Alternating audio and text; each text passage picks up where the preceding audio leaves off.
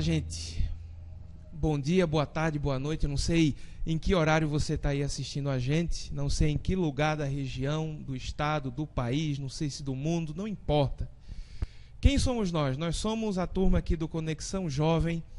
Não sei se você nos conhece esses jovens aqui simpáticos, eu quase que inclusive. Nós fazemos parte aqui da Igreja Adventista do Sétimo Dia, distrito de Caetés, estado de Pernambuco, Brasil. Nós não sabemos de onde você está nos assistindo, se daqui mesmo da terra ou de algum sinal mais distante, não importa, mas nós estamos aqui para trazer um pouquinho de alegria, um pouquinho do amor, um pouquinho da palavra de Deus para você, para a sua família. Então, se você tiver um pouquinho de paciência para poder parar o que você está fazendo, se você chegou nesse vídeo, talvez por um acaso, deixa eu dizer uma coisa para você, eu não acredito em acasos. Então, para um pouquinho, dá uma escutada na gente. Se você está pegando esse vídeo aleatoriamente, com certeza vai aparecer aqui embaixo, em algum lugar, que eu não sei muito bem se é desse lado ou desse, por causa da imagem aqui, mas entra no nosso canal, dá uma olhadinha lá nos outros vídeos. Mas como esse é o nosso vídeo, uma nova série que nós estamos começando, para você que pegou esse nosso vídeo aí aleatoriamente, vamos falar um pouquinho sobre o que é o nosso programa. Deixa eu apresentar aqui os senhores que estão comigo, eles vão se apresentar, tá certo? Vou começar, já que sou eu que estou falando. Meu nome é Heródoto, tá certo? Eu vou escrever isso em algum lugar, caso você não tenha entendido o meu nome, tá? Mas nossos amigos aqui vão se apresentar agora, vão dizer o que é esse programa, o que é que nós estamos fazendo aqui, o porquê estamos fazendo isso. Vamos começar com quem? Boa noite, boa tarde, bom dia, sei lá. Tudo bom, galera? É muito bom estar aqui com vocês. Eu sou do time do Heródoto, meu nome também é muito esquisito, vai ter escrito, acho que em algum canto da tela. Eu me chamo Esdras e estamos muito felizes, né, com esse novo projeto de lançar vídeos no YouTube. Já pode dizer já qual a proposta? Pronto, a gente está começando uma série de vídeos falando sobre o espírito de profecia e escolhemos o livro para dar início a essa jornada, o História da Redenção. A princípio foi eu que dei a ideia de a gente começar por esse livro, História da Redenção, porque, na minha opinião, o livro da História da Redenção ele é um dos livros mais emocionantes que Ellen White já escreveu, né?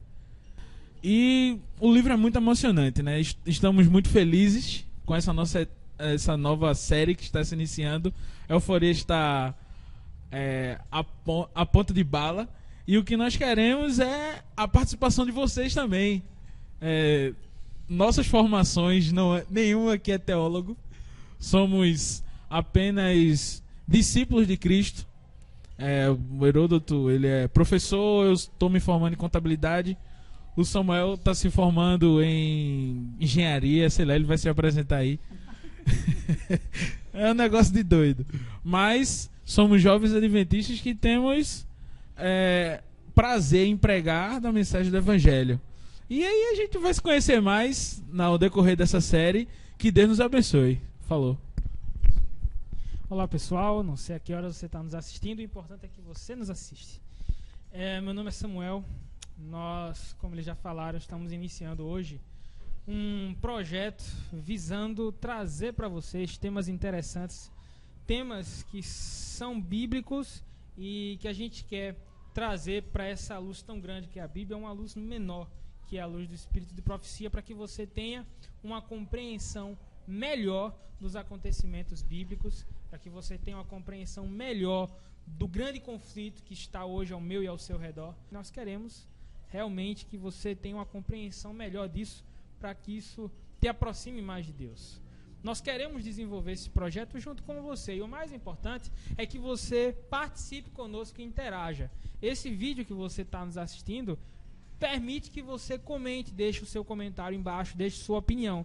E é disso que a gente precisa. Não só que você nos escute, veja a gente aqui batendo a boca, mas que você também deixe a sua opinião, para que você também mostre aquilo que você achou, aquilo que você viu, aquilo que você acredita, o seu comentário, a sua opinião. né? A gente está à tua disposição também nesse sentido. E hoje a gente vai começar essa jornada. Bom, vamos nessa então. É um costume que nós vamos ter a partir de hoje. Você que conhece talvez a nossa denominação, talvez de longe por alguém, nós somos adventistas do sétimo dia. Qualquer coisa, eu acho que a gente pode deixar o linkzinho também do site da nossa igreja. Deixa toda a descrição aqui para quem tiver curiosidade. Beleza? Então, o costume que nós vamos ter aqui a partir desse momento, sempre que nós começarmos um estudo novo, sempre vai ser buscar a ajuda de Deus, como o Ed aqui falou muito bem. Não tem ninguém aqui com nenhuma formação específica voltada à questão da teologia, mas nós estudamos um pouquinho, sabemos uma coisinha e queremos repartir com você, mas ao mesmo tempo queremos ouvir o que você tem a nos dizer, o que é que você pensa. Então, podendo, sempre a gente quer lembrar, né, dar aquele gostei aí, dar aquele like, que é muito sempre agradável. Aquele like favorito aqui no vídeo.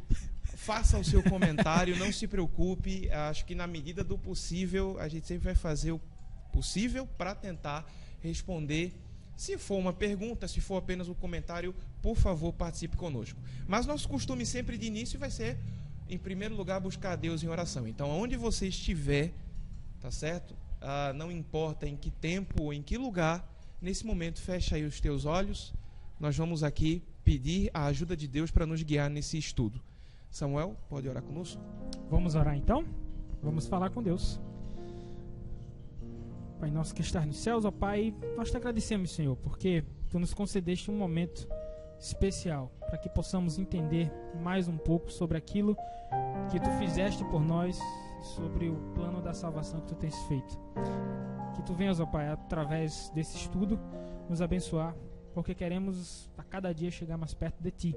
Que Tu venhas abençoar o nosso estudo aqui, que possamos ser abençoados pelo Teu Santo Espírito e que Ele nos ilumine, para que possamos compreender aquilo que Tu queres nos ensinar hoje, neste momento.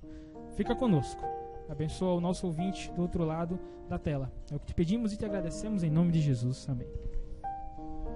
Tá pronto aí para a viagem? Então vamos nessa. Estão prontos aí, senhores? Então vamos embora. Preparado. Se você aí tem ou já ouviu falar, o nome do livro é História da Redenção. Ele deve estar aparecendo nesse momento na tela. Se não, a culpa é do nosso editor. Que provavelmente também estaremos colocando na descrição do vídeo para que você ocupe. Esse editor... Tá bom? Eu só queria indicar que o nosso editor, ele por está enquanto, aqui na frente. Pelo menos é Samuel. Tá certo? Esse rapaz esse aí. jovem que está ao nosso lado aqui. Bom, minha gente, História da Redenção, escrito por Ellen G. White. O que é que nós podemos começar falando, dando um panorama geral do livro? Qual o objetivo? O que é que o livro ele tem por objetivo fazer? O que é que a gente pode dizer, falar de início sobre ele? O que eu achei interessante desse livro, que ao contrário do que muitos pensam, é um fator histórico, né? Esse livro ele realmente não foi escrito por Ellen White. Ellen White não escreveu ele de capa a capa. Escreveu indiretamente, né? Ela não pegou o papel e disse: esse livro vai ser História da Redenção. São trechos tirados de vários livros, e o prefácio, eu normalmente não leio os prefácios dos livros, né? De nenhum tipo de livro. Mas se você gosta de uma boa história, eu acho que você deveria começar a ler, porque o prefácio do livro História da Redenção me surpreendeu. Ele, na verdade, ele é uma junção de vários livros de uma série Conflito dos Séculos, que é um pedaço do Patriarcas e Profetas, Profetas e Reis, o Desejado de Todas as Nações, Atos dos Apóstolos e o Conflito dos Séculos. Esses livros aí, eles são parte de um todo que conta a história do grande conflito. Isso. Desde a sua origem até o seu futuro final. Isso. E o livro História da Redenção, ele pega as partes principais, né? Isso. Só ressaltando esse Conflito dos Séculos, para você que ficou meio... Você que tem os livros de Ellen White e ficou assim, oxe, mas que livro é esse? Esse é o conhecido Grande Conflito. Se você tem, é outro livro muito bom. Está na nossa lista, né, de livros que iremos fazer a série. Houve-se uma necessidade, né, lá para 1858, quando a família de Ellen White se mudou, fizeram várias viagens nos Estados Unidos. Houve-se a necessidade, após do casal falecer e o ministério, né, do Espírito de Profecia crescer na Igreja Adventista, houve-se a necessidade, principalmente aqui na América do Sul, de um relato das profecias de acordo mais relacionado à história, né? Porque os outros livros ele contam a parte mais profética, né? Mas criou-se a necessidade de algo mais histórico, assim, algo que contasse a história de início ao fim, sem tirar pedaços, né? Fazer aquele... Tô contando agora a história de Elias, agora eu vou contar a história de Daniel e a história de Davi, que acontece no Profetas e Reis. No livro História da Redenção, ele começa no céu, né? Na guerra que houve no céu, no pensamento de Lúcifer, e termina até a volta de Cristo, que é espetacular. Ele começa a tirar pontos que realmente são esplêndidos dessa série de livros aí que a gente relatou antes, e consegue fazer uma sequência histórica como a Bíblia apresenta. Eu acho que é um livro de profecia que muito se aparenta com a Bíblia, tanto com a quantidade de detalhes como na cronologia histórica. Então, para resumir aí para o nosso ouvinte, a gente tinha o conjunto de livros, né, que dava mais ou menos aí umas 3.500 páginas. Isso. A gente agora tem um compilado de mais ou menos 400 ou 500 páginas que coloca todos os pontos principais para que o leitor ele tenha acesso de forma mais rápida a toda a cronologia do grande conflito. Correto. Saiba principalmente também de toda a intervenção divina na história da humanidade, né? Então, baseado na luz maior que é a Bíblia Sagrada, esse livro que vai aqui estar nos acompanhando sempre, né, em cada estudo, cada um aqui está com a sua, e eu espero que você esteja com a sua também. Quando nós citarmos algum texto, alguma informação qualquer, o nosso pedido encarecidamente é que você confira isso na sua Bíblia, veja se nós estamos falando em conformidade com ela, porque ela é a nossa luz maior, é a nossa principal fonte de fé, de conhecimento. E vamos começar essa viagem por esse livro tão fantástico que é o livro História da Redenção. Muito bem, o primeiro capítulo é a queda de Lúcifer.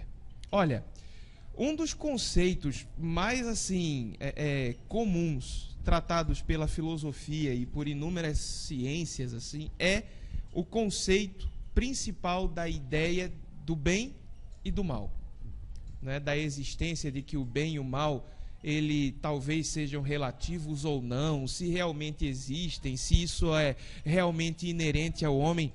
A Bíblia nos diz que não. A Bíblia nos diz que o bem e o mal estão bem definidos e que isso teve uma origem. E olha que paradoxo interessante, que esse início ele foi justamente no céu, num lugar que em tese deveriam ser a origem de todas as coisas perfeitas, de todas as coisas bondosas, de toda a espiritualidade, de toda a bondade, etc. E aquilo se deu origem por meio da história de um anjo. E é essa história que nós vamos contar hoje por meio desse livro. Capítulo 1, a queda de Lúcifer, é onde nós vamos começar o nosso primeiro passo no estudo do livro História da Redenção. Mas, em primeiro lugar, quem era Lúcifer? É interessante essa pergunta, né? Porque quando a gente começa a falar o surgimento do pecado, né? Algo que a gente sofre tanto, a gente imagina que esse pensamento surgiu de um anjo que poderia ser o menor de todos os anjos, né? A gente não esperava que seria um grande comandante das hostes celestiais.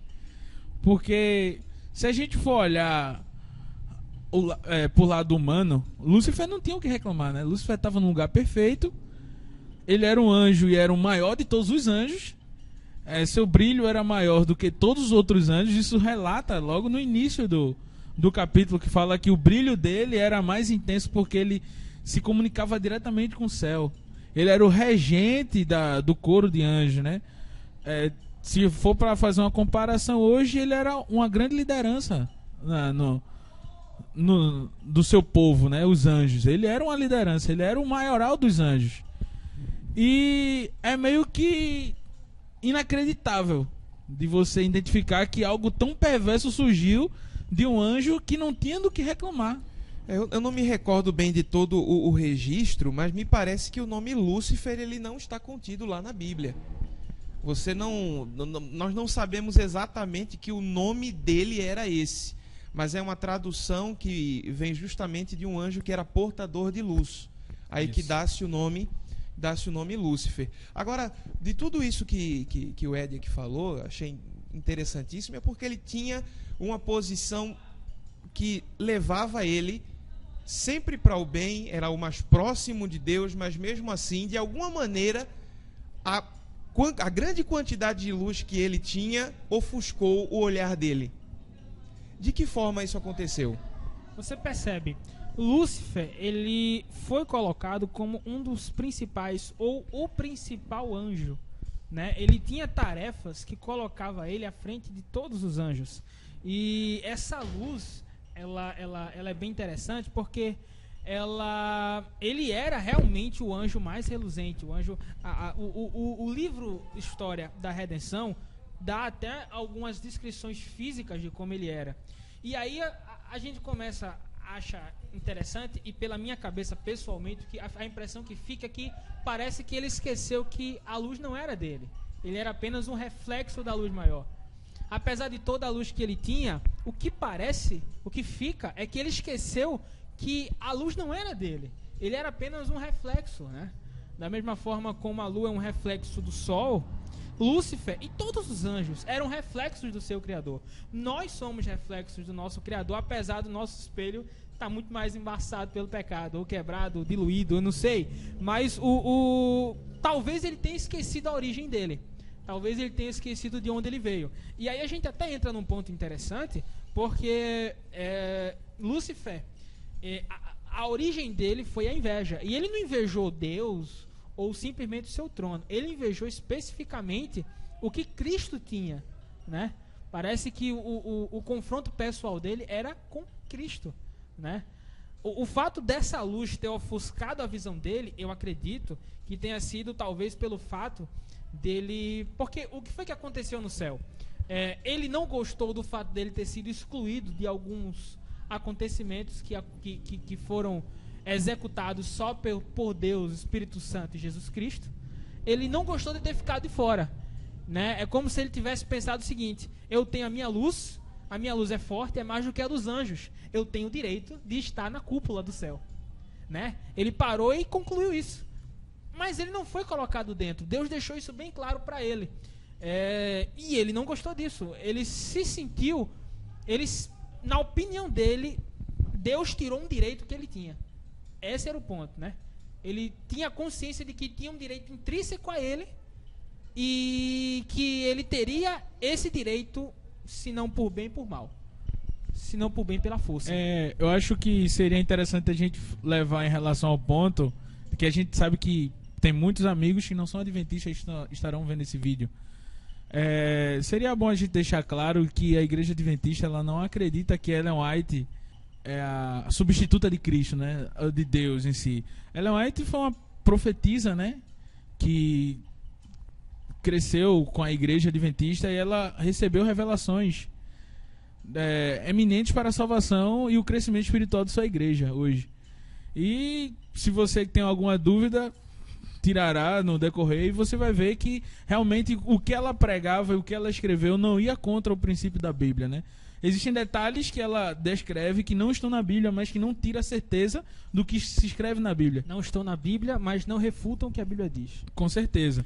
Agora, é interessante a gente pensar tudo isso que vocês falaram e acrescentar mais algum detalhe aí para o nosso espectador. Lúcifer era um anjo. Assim como todos os outros, me parece que ele estava suscetível a cometer erros. Isso implica dizer que os anjos eles também possuíam algo que eu acho que é discussão até filosófica, ideológica em muitos campos, que é a ideia do livre-arbítrio. De alguma forma o livre-arbítrio me parece que afetou a Lúcifer, mas mostra alguma coisa sobre Deus. O que seria isso? Será que dá para ele comentar um pouco sobre o que é que esse livre-arbítrio ele fala sobre Deus e ao mesmo tempo que a gente nos fala sobre o caráter dele? Que acho que é como se a gente entraria naquele tema. Deus teve culpa ou parte de culpa no que aconteceu? Acho que seria essa discussão, né? Ainda tem gente que diz porque Deus não resolveu, ele foi omisso, né? Sim, e aí logo teria culpa. Ou algumas pessoas até comentam que Deus criou o mal, pelo fato de ter criado o Lúcifer. É. Olha, tá percebendo, né? Esse é o momento parafuso. Vai dar um parafuso na sua mente agora, mas não na intenção ruim. O nosso objetivo maior é tentar fazer com que você amadureça um pouquinho o seu pensamento e não fuja a determinadas discussões. A Bíblia nos diz que nosso Papai do Céu, nosso Criador, o nosso Deus eterno, ele é onisciente. Se ele sabe de todas as coisas, será que o nosso Deus, e ele que me perdoe, eu só estou citando aqui apenas uma frase muito simples, mas será que não existe um pouco de sadismo da parte desse Deus em querer ver acontecer, mesmo sabendo o resultado daquilo? Dependendo do ponto de vista que você olha, sim, você pode até imaginar isso, mas vamos para os fatos, vamos para as razões. O que foi que de fato aconteceu, as razões que Deus teve para fazer as coisas. Em primeiro lugar, o fato de Deus saber o futuro, porque tem muita gente que se pergunta, eu já fui confrontado com essa pergunta, que é aquela velha pergunta, caramba, se Deus sabe o meu futuro, ele sabe, por exemplo, se eu vou me perder ou se eu vou me salvar. Se ele sabe disso, isso quer dizer que vamos imaginar que eu vou me perder. Deus Ele livre que eu não me está perca. selecionando, né? Exato. Se Deus sabe que uma pessoa vai se perder, ele permite, então ele tem culpa. O fato de Deus saber não é causativa na vida de ninguém, de nenhum ser do universo. O fato de Deus conhecer o futuro não quer dizer que ele vai interferir nele, porque o nosso futuro é decidido por mim. O meu futuro sou eu que decido. O seu é você. Deus conhece, mas ele não interfere nisso. Apesar de ser um Deus justo. É como se fosse essa questão de Deus saber do futuro, é como se fosse uma propriedade que só Deus tem, né? A gente não vai tentar entender. Independente das suas escolhas, o seu futuro está sendo alterado e ele sabe. É como se fosse não. É assim. assim. Deus conhece o nosso futuro. No caso de Lúcifer, ele tomou essa decisão de alimentar isso, de alimentar essa revolta contra Deus, de dizer que o reino de Deus era injusto, porque não tinha conferido a ele o que ele tinha. A gente vai entrar mais na frente sobre os argumentos que Satanás usou para convencer os anjos. A gente vai entrar nisso, né? Que foi que quais foram as armas que ele utilizou para convencer outros anjos a decidirem por ele. Mas aí vem aquela pergunta, mas Deus sabia que isso ia acontecer? Deus sabia. Agora, estava na mão de Satanás? Vamos imaginar o contrário? Vamos imaginar que Satanás tivesse voltado atrás e se arrependido antes, enquanto houvesse tempo? Vamos imaginar que isso acontecesse e isso poderia ter acontecido, sim ou não? Com certeza. Com certeza. Satanás poderia ter voltado atrás. Aí eu pergunto, e Deus sabia que isso ia acontecer? Sim. É por isso que eu prefiro pensar e prefiro imaginar que eu tenho duas decisões sempre a fazer, em qualquer área da minha vida. E Deus sabe exatamente o que vai acontecer comigo em qualquer uma dessas decisões. É como se houvessem dois futuros. Para mim. Ou vários tipos de futuros. Esses futuros acontecem conforme eu escolha. E Deus sabe exatamente o que vai acontecer em cada um deles. Satanás tomou a decisão dele. E Deus sabia o que iria acontecer. Por isso Deus trouxe o plano da salvação. Deus, a Bíblia diz que o Cordeiro de Deus foi morto desde a fundação do mundo. Deus tinha esse plano pela possibilidade que sempre existe e que sempre vai existir, porque nós temos o nosso livre-arbítrio, sempre. É como se ele sempre desse uma saída, né? Independente da sua opinião, ele sempre... da sua opinião, da sua escolha, da diretriz que você vai tomar, ele sempre vai dar uma saída para o melhor caminho. Agora, depende de você se vai querer ou não. Deixa eu só explicar um detalhezinho para o nosso querido e amado espectador, que é o seguinte. Amamos vocês. Isso tudo entra muito numa questão que eu acho interessante, que é o seguinte. Você provavelmente vai sentir a curiosidade de entender um pouquinho mais sobre como surgiu esse nosso programa e vai ver isso nos outros vídeos. E com certeza a gente vai postar em algum lugar os objetivos do programa. Mas eu acredito que, não sou eu bem que acredito, mas eu estava dando uma pequena pesquisada nesses últimos dias e eu percebo que alguns teólogos importantes assim do cristianismo, vamos dizer assim, do primeiro milênio aproximadamente, eles falavam que o grande problema na realidade de você enxergar Deus por completo, é justamente enxergar nele a sua essência. E me parece que em alguns anjos faltava justamente o enxergar essa essência de Deus. E como enxergar essa essência de Deus? O que é essa essência? Isso no decorrer nós vamos falar um pouco mais sobre isso. Mas a princípio falta uma questão muito importante, que é onde nós batemos muito nessa tecla, que é o objetivo do nosso programa, que é a questão do amadurecimento. Um amadurecimento espiritual que você só tem não apenas quando você está próximo da luz, mas quando você emana essa luz, né? Todos nós aqui somos adventistas do sétimo dia, por exemplo. Mas, infelizmente, isso não significa nada. A maneira como nós enxergamos a essência de Deus é que vai dizer as verdadeiras decisões que nós vamos tomar quando nós precisarmos tomar alguma decisão. Quando o orgulho bater a nossa porta, quando talvez a soberba tentar puxar a gente para algum lugar que seja para distante de Deus. Então, essa é uma realidade importante que faltava aos anjos, e isso é resultado justamente do livre-arbítrio. Livre-arbítrio esse que os anjos eles não conseguiram mais ter, e é interessante porque isso parece algo ruim, mas não é, porque ele deixou de ser tido pelos anjos justamente porque eles passaram a enxergar essa essência de Deus em virtude de alguns acontecimentos que nós só vamos entender depois da morte de Cristo. E eles passaram a ter esse amadurecimento espiritual. Eles não precisaram de mais ninguém para dizer, olha, nós não queremos mais ter esse livre-arbítrio porque nós enxergamos a essência do nosso Criador. Nós sabemos o que é a verdade, nós sabemos o que é o correto. Isso falta a gente. Falta enxergar esse amadurecimento.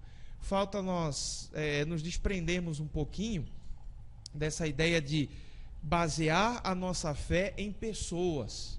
Isso é muito ruim. Quando nós baseamos a nossa fé em pessoas e não baseamos ela naquele que é o autor e consumador da nossa fé. Porque ele é perfeito. Ele é que vai nos ajudar ao amadurecimento da nossa fé e nessa caminhada intensa para enxergar a essência de Deus, a nos fazer chegar a um ponto que nós não vamos mais querer ter o livre-arbítrio, que necessariamente não significa não ter liberdade. Não, mas esse é o ponto. É porque a gente chega a essa conclusão de que a gente não vai mais precisar utilizar o livre-arbítrio.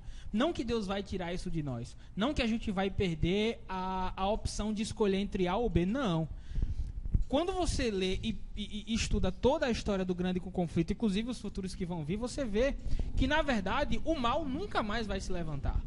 A gente pode até achar isso estranho. E nós nunca mais vamos querer isso. Exato, esse é o ponto. Porque até então, hoje, nós não sentimos o desejo, sentimos o anseio de seguir pelas duas opções, vivenciar os dois caminhos, mas vai haver um momento em que, como o apóstolo Paulo em dado momento diz que nós vamos sair da corruptibilidade para a incorruptibilidade, né?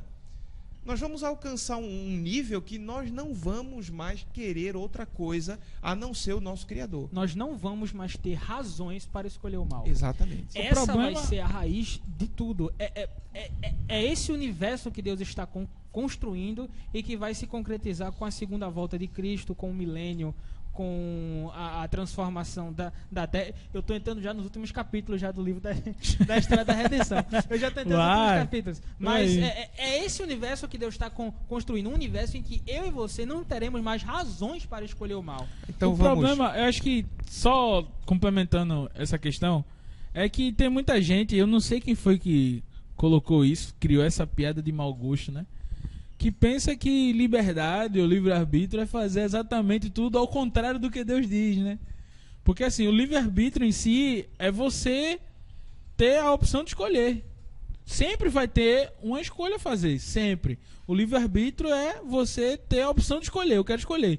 Só que Deus, quando ele dá as opções, ele indica a opção correta. Ele fala assim, olha, tá aqui as opções, mas a opção correta é essa aqui. Você decide ou não, se quer fazer ou não. Infelizmente, muitas vezes a gente escolhe até o lado errado, né?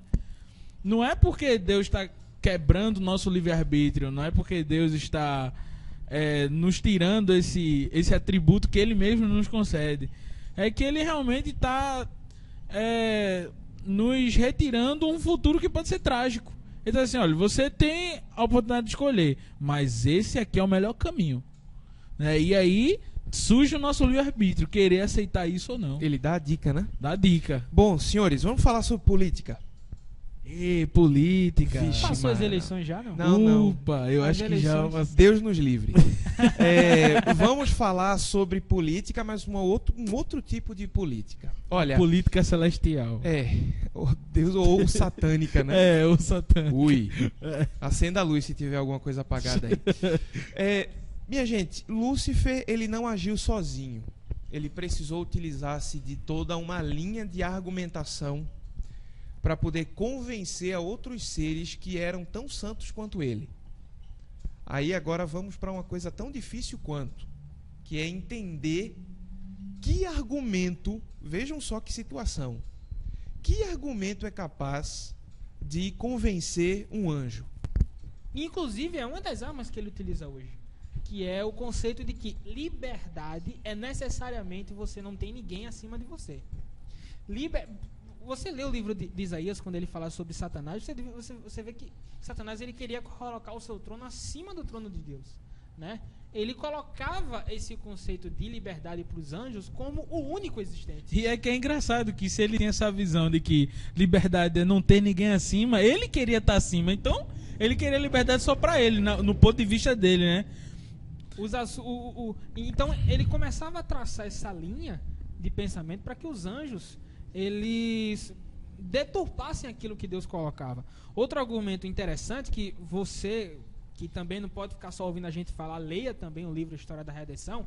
O primeiro capítulo fala que isso não aconteceu do dia para a noite. A inveja de Satanás, a inveja de Lúcifer, quem era Lúcifer, ele ser expulso. Não, isso não aconteceu num dia. Isso foi acontecendo conforme o tempo. Ele foi convencendo os anjos. Ele foi alimentando. Pouco a pouco. Ele foi alimentando isso. Dentro desse processo, um dos argumentos que ele utilizou foi que eles tinham ido longe demais. Foi um argumento que ele usou. Foi um argumento que ele utiliza hoje. Eu vou ser bem sincero para vocês, isso é um argumento pessoal. Eu até acho esse argumento, se a gente fosse colocar numa ordem de impacto, esse argumento talvez seja o menor comparado aos outros.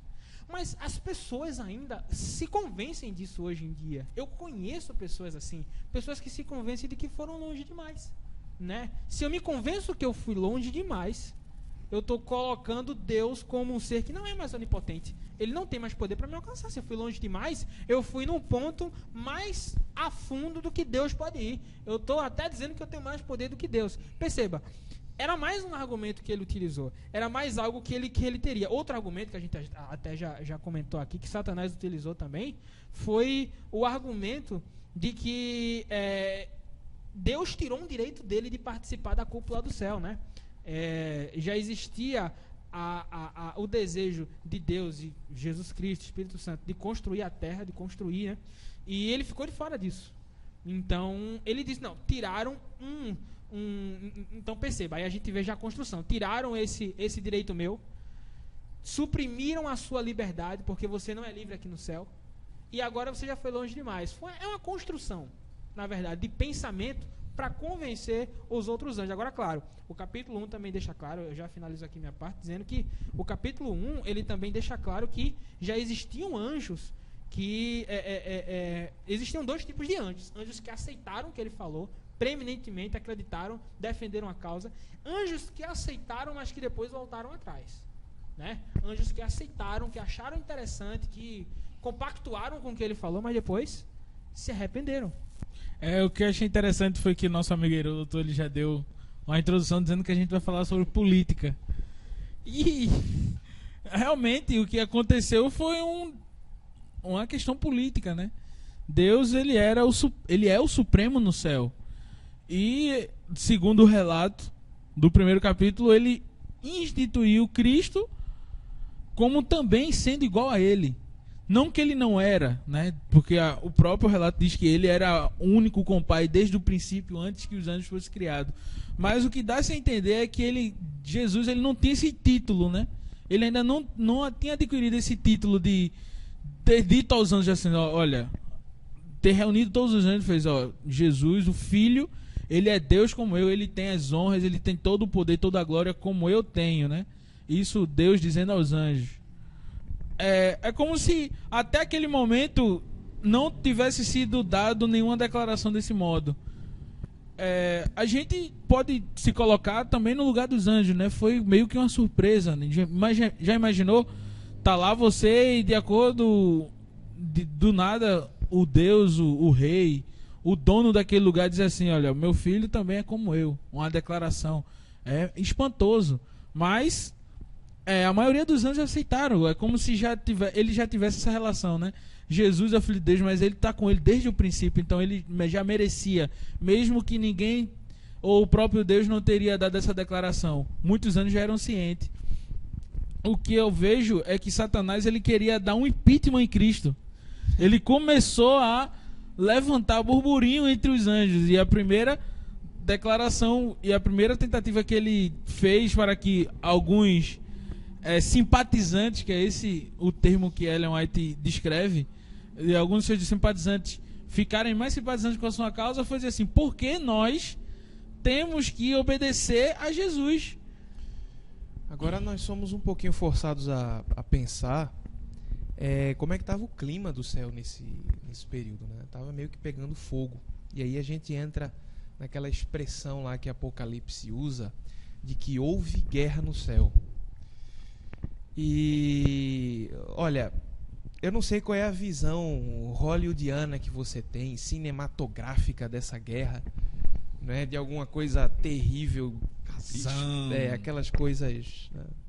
Espadas, anjos de um Jedi lado para o outro, para lá e para cá.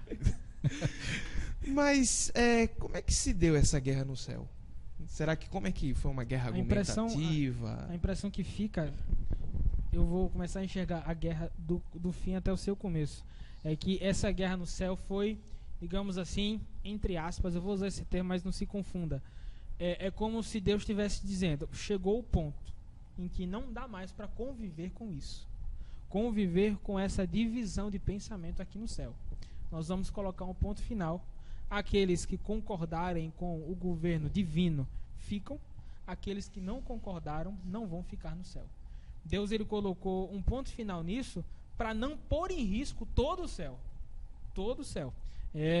Em outros capítulos do livro da história da redenção, quando você lê, você vai ver até relatos em que em algum momento fica bem explícito isso, de que esse ponto aqui foi o ponto cabal, em que cada um tinha que escolher aquilo que eles queriam. É como se fosse o ponto. Não, agora vocês precisam escolher a quem vocês vão seguir. Vocês precisam escolher. E aí o livro fala que toda a hoste celestial foi convocada para comparecer perante a Deus, a fim de que cada caso ficasse decidido, que cada um tomasse sua posição. E é interessante também, você que está nos assistindo e que vive no Brasil, sabe a grande... Heródoto tá rindo porque nós estamos no Brasil, né? Então, estamos vivendo numa situação política, geopolítica, né? Porque não é só no Brasil, também na América Latina e outros países. Estamos vivendo numa separação, né? Duas filosofias, que é o de extrema direita e o de extrema esquerda, né? São duas filosofias totalmente diferentes. O que isso tem a ver no céu? O que nós podemos ligar isso ao céu? Era o que estava acontecendo. Existia um modo de reino, existia um Deus, existia uma lei, existia uma convivência no céu. E surgiu Lúcifer com outra filosofia de vida, com outra filosofia de reino. E aí começou essa divisão. E se você pensa hoje, você que mora no Brasil, pensa que a situação hoje aqui está ruim, no céu estava pior. Que no céu começou o que a gente hoje vê nas redes sociais, esse conflito de ideias, e começou a ficar mais intenso, como hoje a gente vê, né? Pessoas, amigos se xingando. Hoje eu vejo no Facebook pessoas que eram amigas e só porque um votou em um e o outro votou no outro, deixaram de ser amigas e hoje estão discutindo. Agora imagina essa realidade no céu, né? Que não havia isso era tudo novo, não existia mal, não existia pecado, não existia desavença, e esses anjos que eram amigos estavam começando a deixar de ser amigos. E existe um trecho aqui que é até forte no livro de História da Redenção, que fala assim. Veja as palavras de que Lúcifer utilizou. Lúcifer recusou ouvi-los, então voltou-se dos anjos leais e sinceros, denunciando-os como escravos. Então aí você vê a situação que estava Lúcifer acusando os anjos leais a Deus e ao Jesus Cristo, chamando eles de escravos. Era um dos pontos que ele colocava, que aqueles que estavam debaixo da lei não eram livres.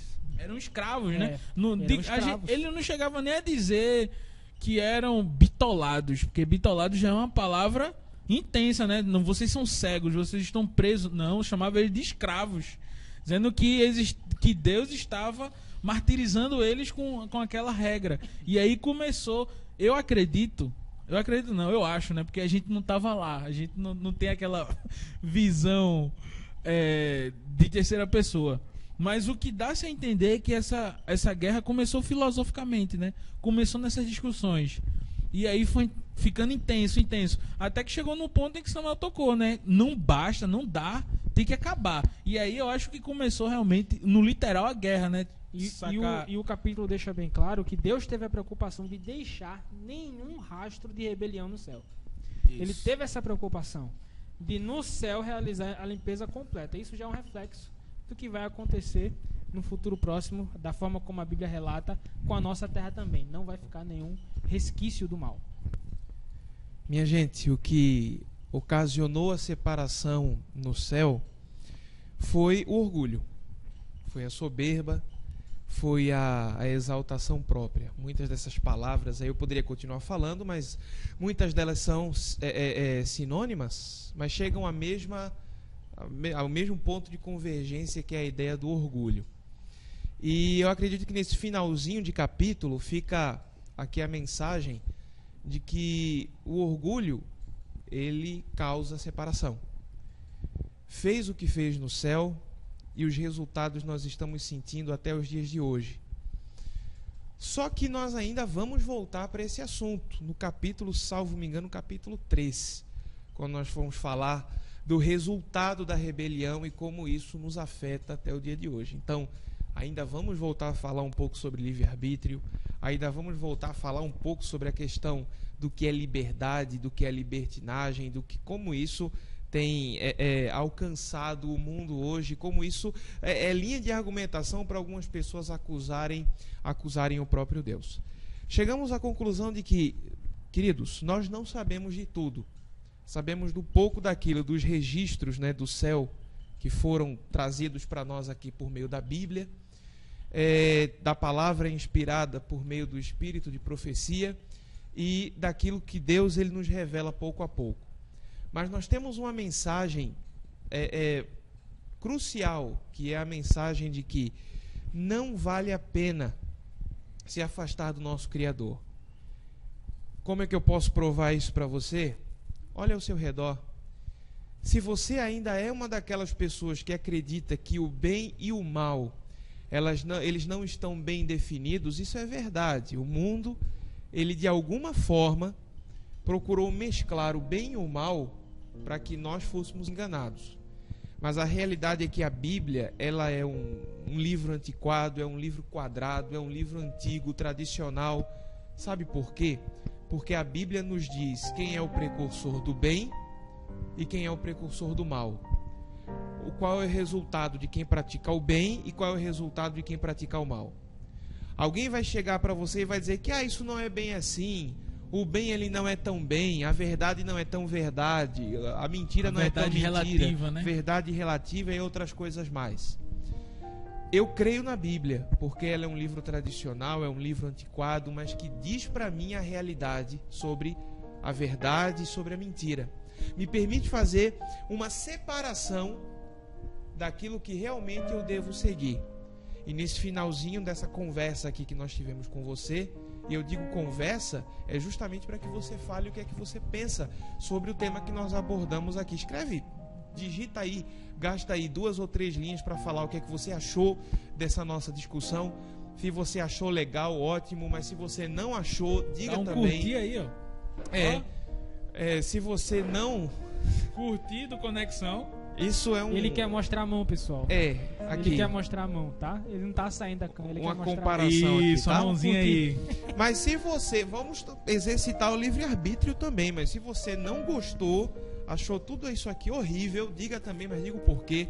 E vamos aí tecer uma conversa bem legal, preparando já para os próximos vídeos. Tá joia? Isso. Então, fechando, fica essa mensagem.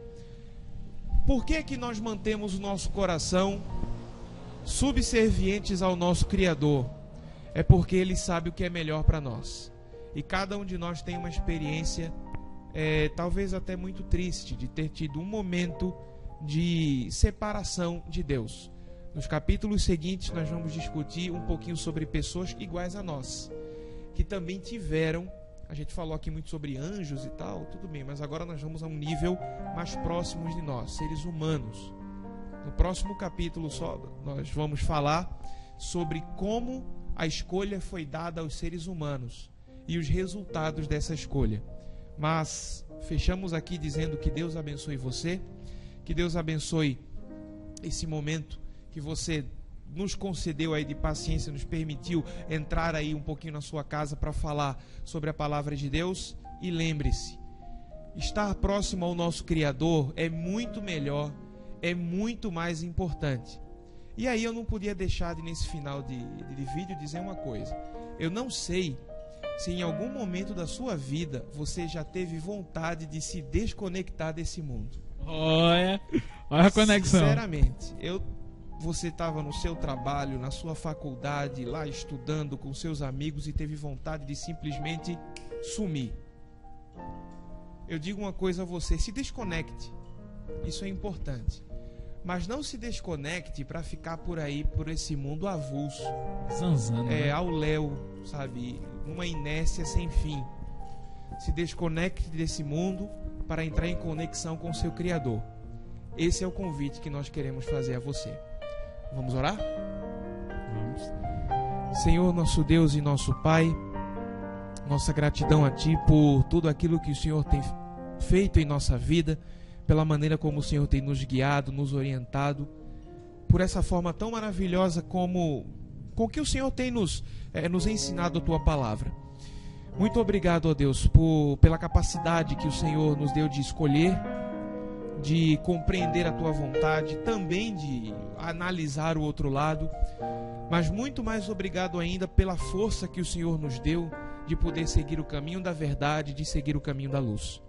Nós Te pedimos por essa pessoa que está nos assistindo nesse momento. Nós não sabemos o que está se passando com sua vida agora, mas o nosso pedido ao Senhor é para que o Senhor leve um pouco de luz para essa pessoa, para este lar, que nos concedeu esses minutos tão preciosos para estudar um pouco na palavra de Deus conosco. É isso que nós Te pedimos, agradecidos, em nome e por amor de Jesus. Amém. No próximo vídeo, nós vamos falar sobre a criação, capítulo 2 do livro História da Redenção. Esperamos você aqui. Beleza? Dá um tchau aí. Tchau, pessoal. Para você que tem o livro, dê uma lidinha lá, capítulo 2, a criação. Muito legal, né? É isso aí. Isso aí. Dê o seu curtir, assine o canal. Valeu, falou, tchau. Falou, até mais, até a próxima. Tchau, arrivederci.